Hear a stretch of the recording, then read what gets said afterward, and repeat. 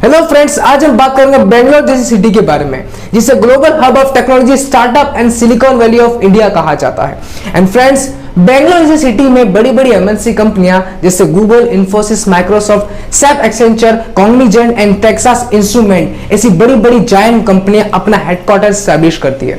तो सवाल यह है, क्यों ये बेंगलोर सिटी में ही बड़ी बड़ी एमएनसी कंपनियां अपना हेडक्वार्टर एस्टैब्लिश करती है और क्यों बेंगलोर सिटी को सिलिकॉन वैली ऑफ इंडिया कहा जाता है? तो चलिए जानते हैं इस वीडियो में। फ्रेंड, 1947 से पहले हमारा देश ब्रिटिशर्स का गुलाम हुआ करता था। उस समय बेंगलोर सिटी मैन्युफैक्चरिंग और एग्रीकल्चर का हब हुआ करता था, क्योंकि उस समय ब्रिटिशर्स को लो कॉस्ट लैंड और चीप लेबर की जरूरत हुआ करती थी, जो उस समय इजीली आसानी से अवेलेबल हो जाते थे हमारे भारत देश में।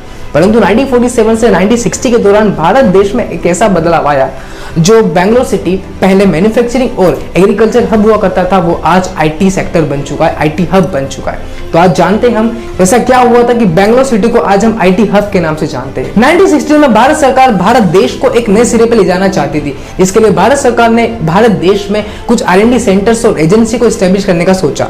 उसके बाद सवाल यह उठ गया था कि उन्हें उसके लिए एक परफेक्ट लोकेशन और एक आइडियल सिटी की जरूरत थी जो कुछ रिक्वायरमेंट्स को इजीली फुलफिल कर सके। रिक्वायरमेंट थी favourable climate, work proof and literate workforce. Research करने के बाद भारत सरकार ने देखा कि कर्नाटका का एक शहर बेंगलोर जो इन सभी रिक्वायरमेंट्स में फुल्ली फिट बैठता है। उसके बाद भारत सरकार ने 3 एजेंसियां एस्टैब्लिश करी।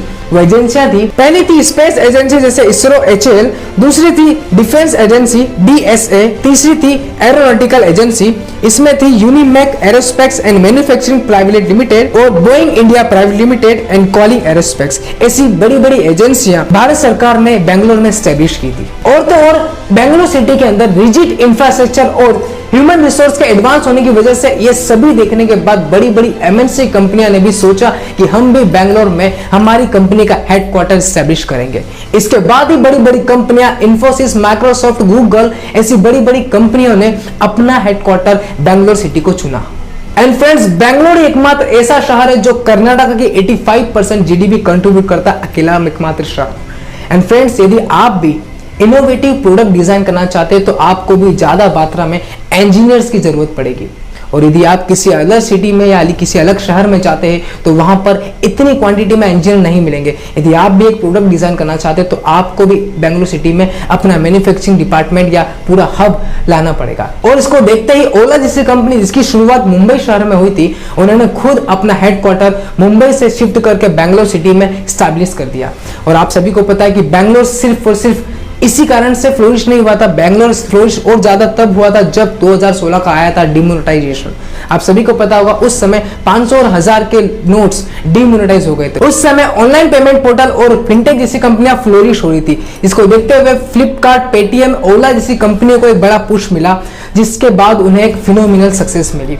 और फ्रेंड्स, गर्व की बात यह है हमारे भारत देश के लिए कि 2000 की शुरुआत से पहले वर्ल्ड के ग्लोबल कंप्यूटर में एक ऐसी समस्या आ गई थी जिसे सॉल्व कर पाना भारत के अलावा किसी भी देश के हाथ में नहीं था। और प्रॉब्लम थी Y2K बग। Y2K बग मतलब उस समय कंप्यूटर किसी भी ईयर की डिजिट, लास्ट की 2 डिजिट ही शो करता था। जैसे आज हम इजीली किसी भी ईयर की लास्ट की 2 डिजिट के साथ साथ आगे की 2 डिजिट भी इजीली देख सकते।